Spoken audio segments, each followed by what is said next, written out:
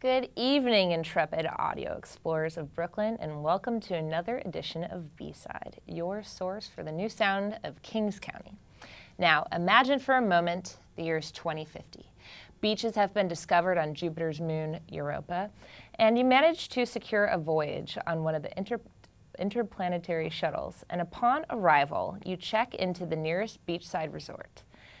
When you make your way to the beachfront lounge, my guess is the music you'll hear will sound something like tonight's band, Uni Ika Ai.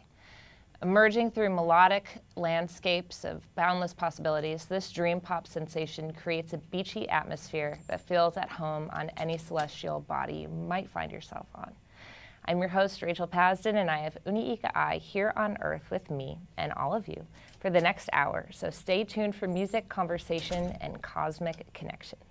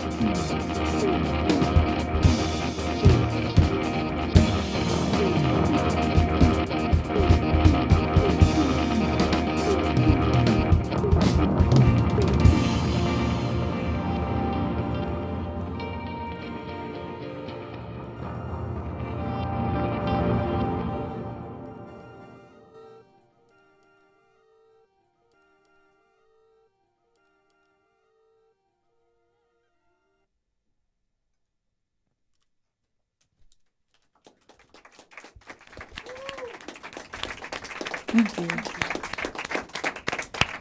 Hi, welcome to B-Side. Thank you. Maya, can you introduce the rest of the band? Yes. On guitar, Peter Lalish. Yes, yay.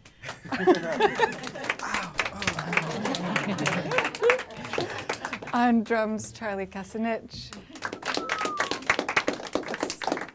And on synth and bass synth is Tom Dice. And you guys are all in Brooklyn except Charlie, you are a Philly man. I'm the Philly man. You're the Philly man, okay. Sorry about that. So mostly Brooklyn with a Philly man, okay. But he comes up weekly to Brooklyn. So Okay, gotcha.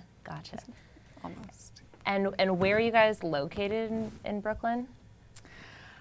Oh, we're all neighbors. Yes, actually, Charlie, Pete, and I live across the street from one another Oh, Yeah, in Kensington. okay. in Kensington, Convenient. south of Prospect Park. Where do you guys rehearse? Close by? In Gowanus. Okay, Yeah, not too far. it's at a studio called King Killer. And how long have you guys all been in Brooklyn for? I moved to Brooklyn in 2010. Okay. I think And I'm you? hitting year 12. When did we move? 12? 11 or 12 years, I Gotcha. Cool. And when did? Oh yeah. 8 years. for 8 Charlie. years. And when did the Uni Ika Ai kind of form? How many years ago was that? How long did that take? It started sort of percolating about 4 years ago, I Yeah. think. Yeah. Like 3.5, 4 years ago, and then I think about 3 years ago, Tom joined, and we named the band. I feel like once we named it, and then we made a record. It was real. Yes. It became real at that point. Yes. But before that, I mean, you guys have been in so many bands, and all of you guys have been in many bands together, and so it's all kind of been a long time coming in a way, right? And before all of this, I'm just so curious, like, did any of you have musical families? Like, where did it, like, really begin? You know, did you have a mom that sang, or, like, what was the, like, real starting point? I know Music that in my your life. great uncle had a jazz big band in Duluth, Minnesota. Oh, And wow. there's like sheet music that I have somewhere. For decades, it's like tone deaf, generations of tone deaf. It's a recessive gene, yeah. Okay. My dad plays the harmonica Key and the penny whistle. He when we would drive to school, like in the compartment in between the two seats, he would keep like a bunch of penny whistles all tuned in different keys, and then lots of harmonicas in different keys. And he would just like be playing while he was driving. And of course, as a young kid and teenager, I'd always be like, stop. But he has a great voice also. Oh, that's really funny. Yeah. Well, let's go into the next one, and then we'll chat in a second. Is that okay?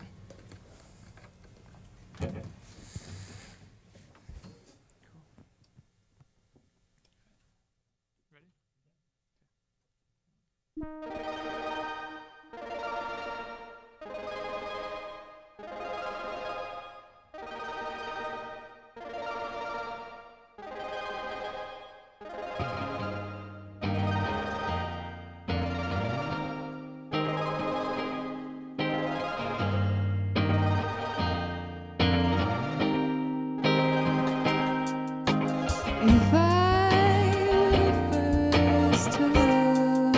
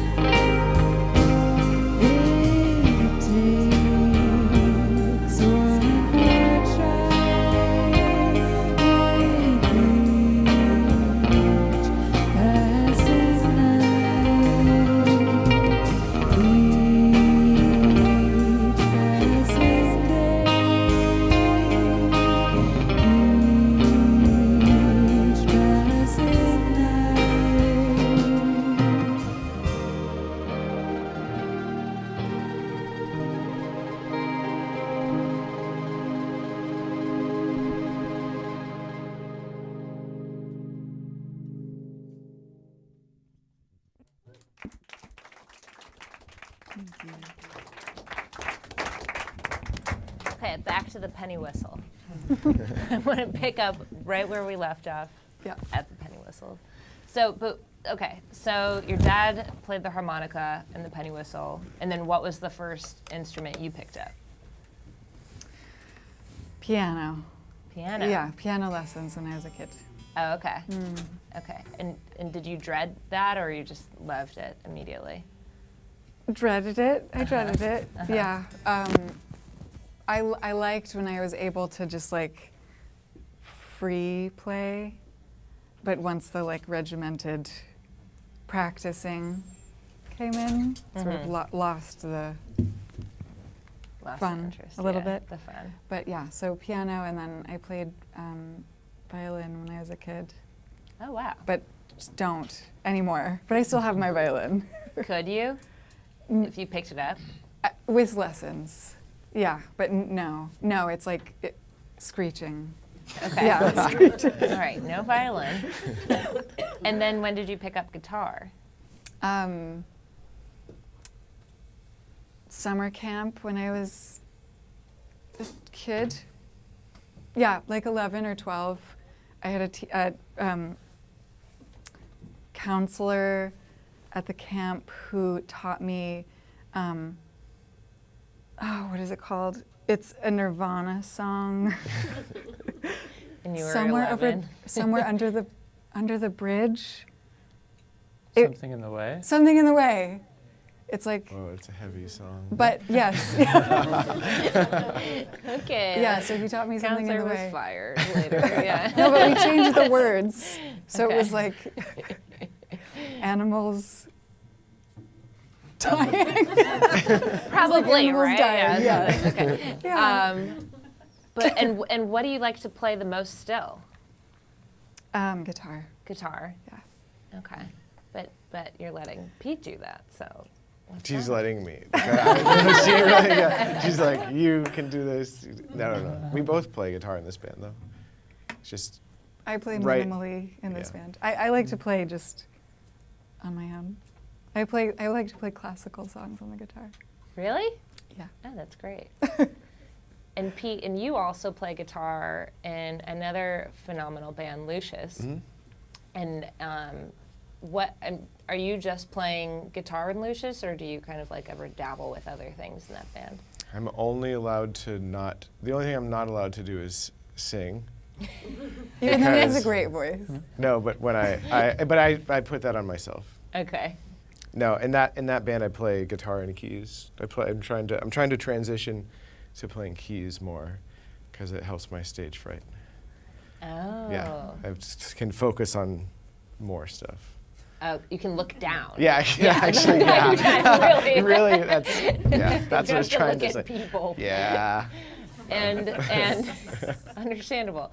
And I mean, how many bands have you guys all been in besides Uni Ika Ai? It's just like crazy to me. I mean, we were talking before about like how this happened, you know, how you guys have come together, but it's just amazing to me that I feel like it's a thing in New York. I mean, people are just playing in so many different projects all the time, and then, I mean, I love Uni Ika Ai so much, and I've booked you guys since, you know, the first stages of things, and it's so. I think our first show.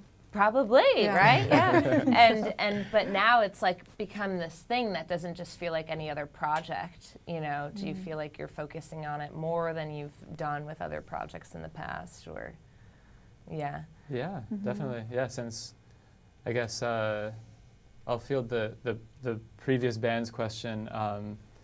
So right before this, I was in a band called Laser Cake and Elephant, and before that, I was in a band called Via Audio. And Via Audio actually shared a drummer with Lucius and shared a drummer with Pete's band back then, Elizabeth and the Catapult. Yeah, those both of those bands still exist today. But yeah, Danny Milad was our drummer in that band and his band. And so Pete and I have been in the same scene for a long time, playing in lots of bands for, I guess, at least, 12 years, 13 years. We've known each other since then. Tom actually filled in for a gig. I was touring with another band, and he filled in for a Lucius gig, and Lucius had all their gear stolen. So Tom, On that day, yeah. Tom filled in on the one day where all of our gear was stolen. Yeah. Oh, So, Lord. yeah, sorry about that. They came back. It's all good. It's all good. Well, you're back and all your gear is here, and I think we should just play another song. So. Great. Cool, cool. Okay. You good?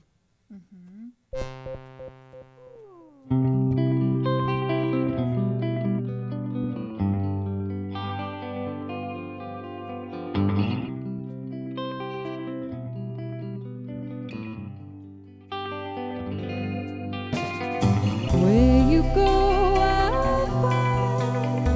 Where you go, I'll follow. Where you go, I'll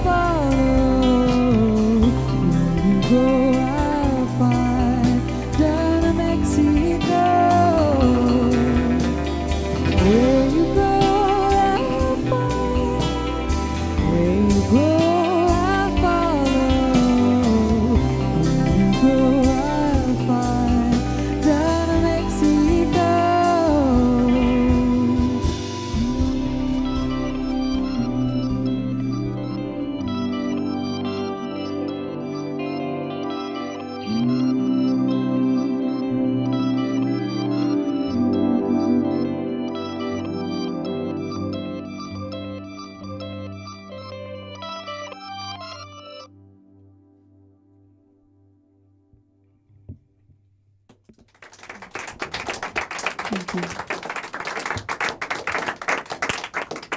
I just have to say, you guys have such signature songwriting.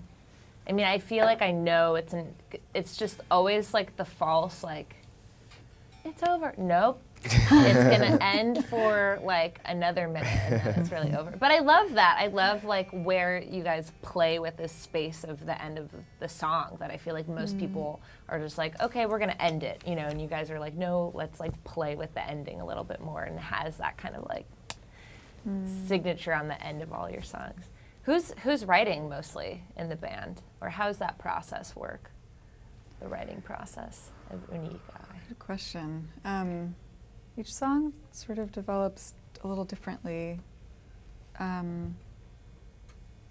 With our last record, it really, Pete and I were developing a lot of songs together, and then Tom came in and added his voice to the mix, and then some of this, like one song Tom wrote and we added our elements, and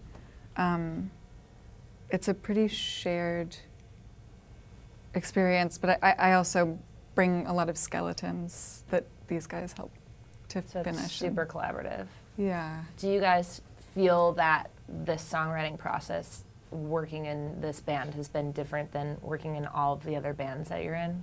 Yeah. Is Yeah. that pretty unique? I mean, Yeah. to write in this like super collaborative way. It's nice. I mean, there's a lot of trust, I think, with this band. We did a writing retreat for the latest record, which was really cool. We just got together in this ranch house, and maybe we all had voice memos on our iPhones and shared them with each other, and kind of just trust each other to kind of finish the song in a way that we all liked, and it's great when that works out. Cool. Yeah. And it's totally, I mean, do you play different roles when you're in another band? Are you kind of like the person that's like sitting to the side, and is there a leader? Like, what's a typical writing process, do you feel like, for the other bands that you're involved in?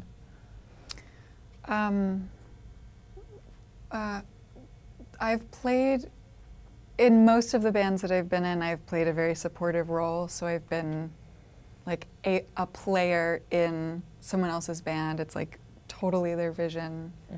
And then a band that I played in when Pete and I first met, it's called Bobby. A lot of the songs were all written, but then as we started to make the new record, it was like every song was written out of a jam. Like we just all set up, started playing, and then, so my experience in that band was very similar to this one. Oh, okay. So it was sort of like, you just like let it flow through you, and whatever is really clicking, that's what ends up being the song, Cool. I think. Yeah, I mean, to be on a writing retreat and to work in that way, right, is to just like take a lot of space to like sit and like brainstorm ideas together. I mean, it's just got to be, I mean, even the collaborative process, when it's extremely collaborative between all band members, I mean, that must make it a little more difficult than just having, you know, a system where it's one person just kind of, this is what it's going to be, right? Do you feel like that makes it more difficult or actually easier when everybody's, you know, putting the ideas on the table and like truly collaborating?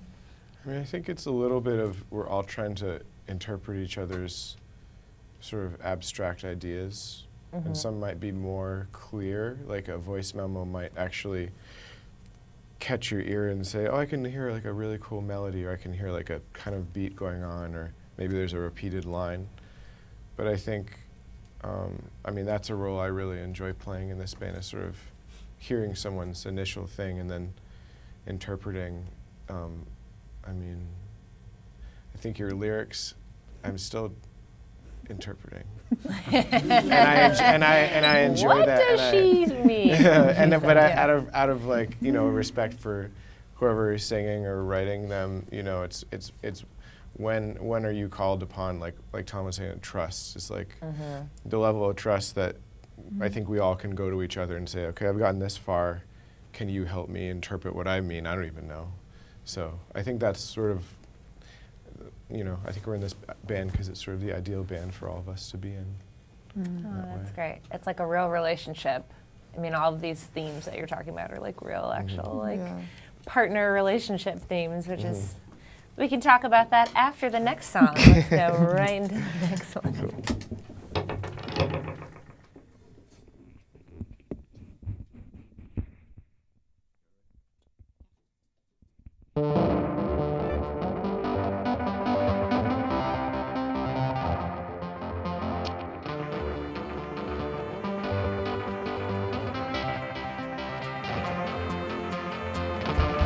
If I could, I'd have my way.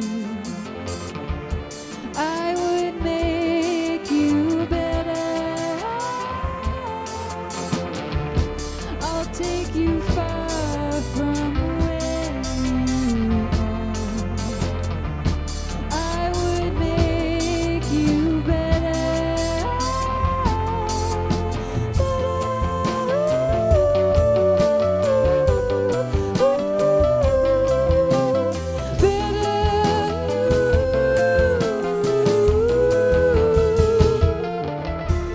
making colors from out of bricks. I would make you better. Blood and body, it's a fool's game. I would make you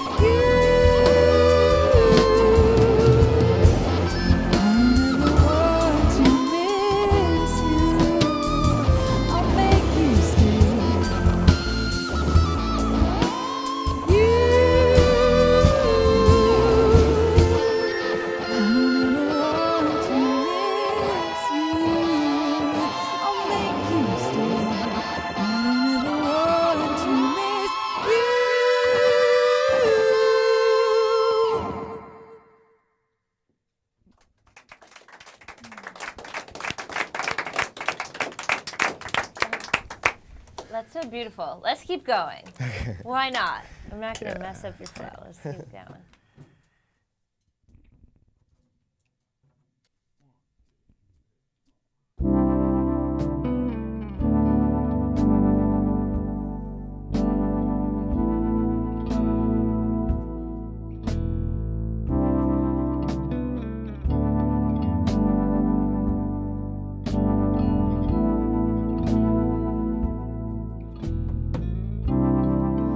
so very far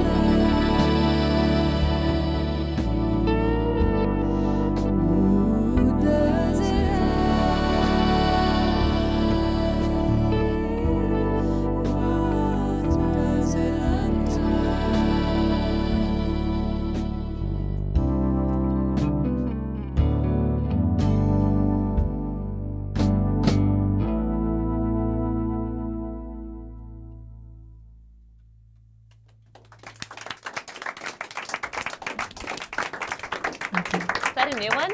Yeah, that's new. Brand That's new. Brandish new? Brand new. Medium? Brand. Pretty brand new. Yeah. Brand new. Brand Got new. it. Okay. Let's talk about your very interesting band name and the origins of the band name. Take it away. Well,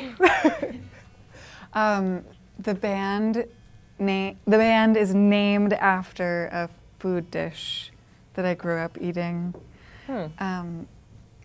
Uni, it's a Japanese food dish. Uni is sea urchin, and Ika is squid, and they're mixed together in a bowl, and it's all about texture. So it's like the uni is very creamy, and the squid is chewy, and it just makes this like perfect food blend. What's the I? It means To come combine. Yeah, it's Okay. like to come together. It also means love, and yeah, it's like joining together. Cool. Yeah. And how did that, where did that come from? Like to decide that was going to be? Oh, the name. Why? band How do we name, just? yeah. Oh my gosh. Well, we just like lists and lists of band names that none of them felt like the right one, Okay. and we were like, we just won't name it for a while. And then we were visiting my parents in Ventura, California, which is where I grew up, and that's where I would eat Uni Ika Ai, and we were eating it, and then we were like, oh, let's just name it that. And it just like, I don't know, it just clicked, and no one can pronounce it, but that's just what it is. But it's so phonetic. It's like exactly what you think it is. Right. You like read it out loud and you're like, Uni Ika Ai? And you're like, yeah, that's it. You did it. Yeah. And so I know that you used to be a personal chef, and like that actually was part of, food is like a big part of your Yeah. life. Do you want to talk about that a little bit? Yeah. I love food. I love all sorts of food.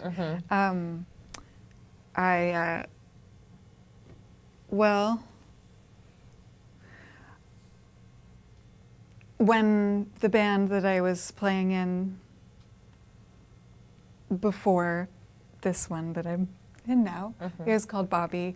It sort of like disintegrated, and it was a hard time, and I sort of like swore off music. I just totally stopped playing, and I've always loved to cook, and I was like trying to think of things that I could do to make money, and I just sort of I've been cooking since I was a kid. I would like make my parents breakfast in bed all the time, and like make them weird dishes.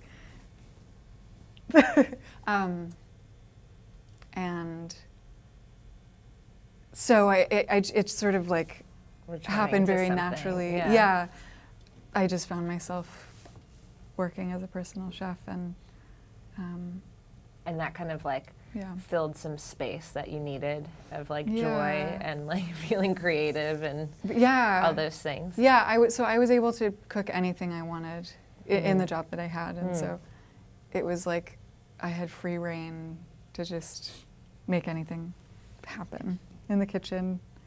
Do you feel like that Yeah. triggered your like falling in love with music again, like being able to come back to it after that break? Yeah, definitely.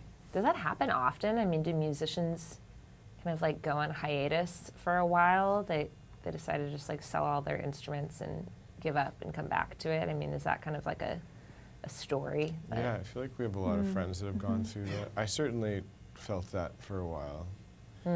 I was playing in a band for a long time and touring a lot, and left that band and decided, because I do a lot of visual art, sort of just, you're asking like, does music run in the family? And my family are all visual artists. Oh, okay. And so that was something I always just grew up with as a chore or a hobby.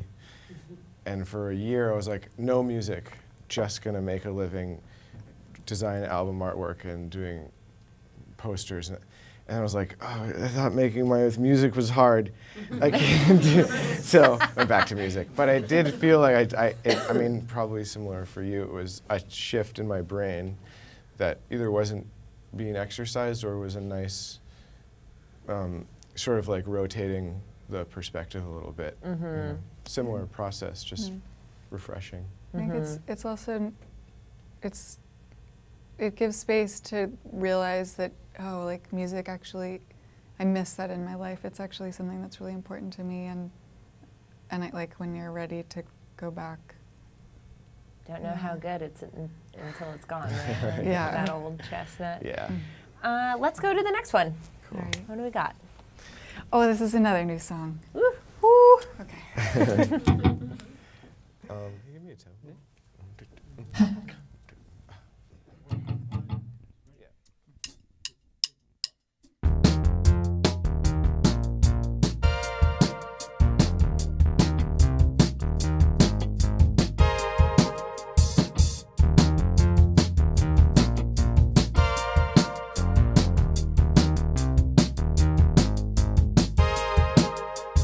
Had a glass on me, and we'll drink till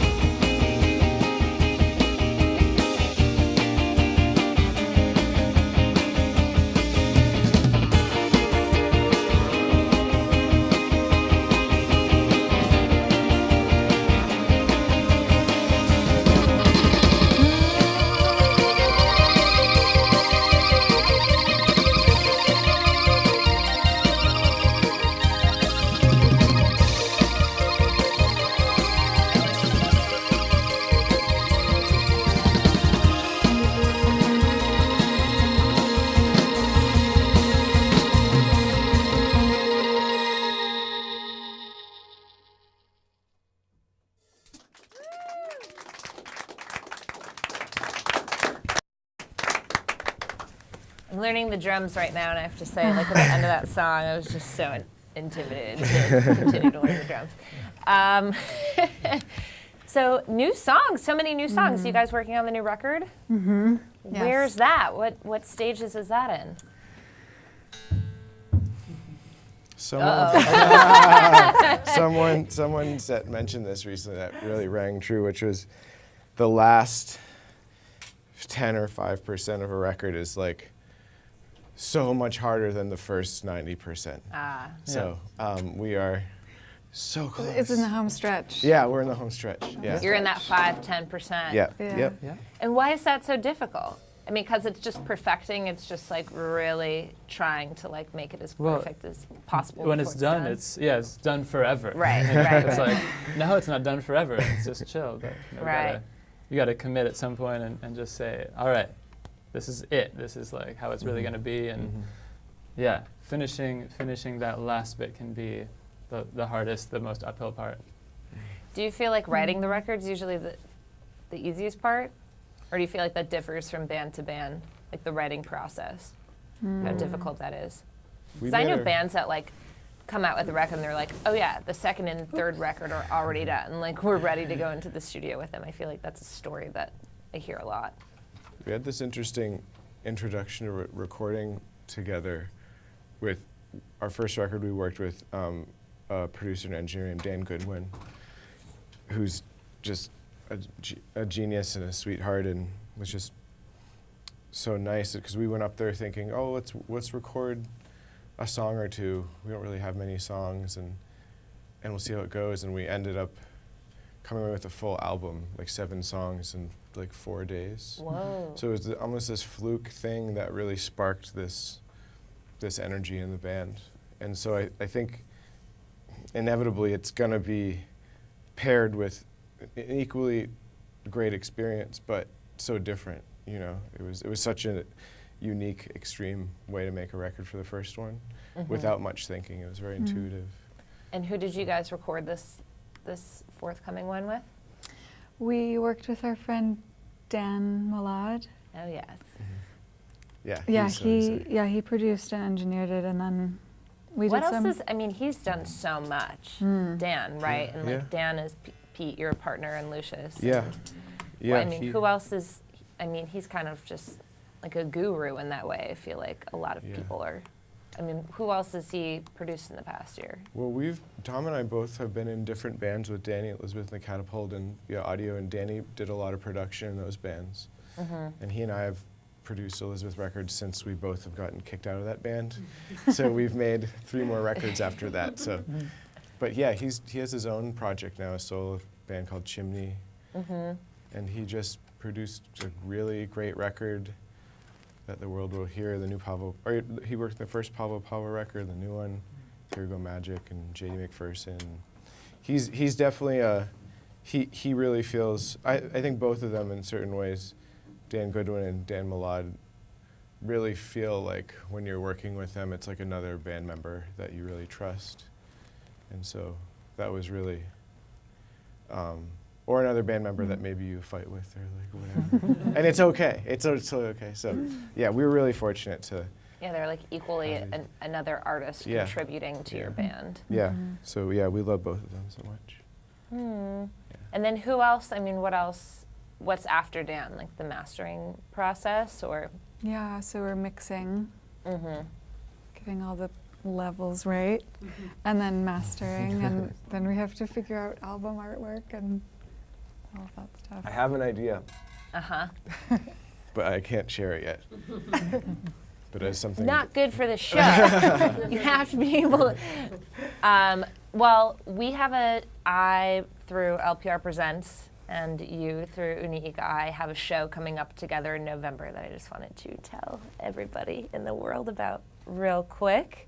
November 15th at Union Pool.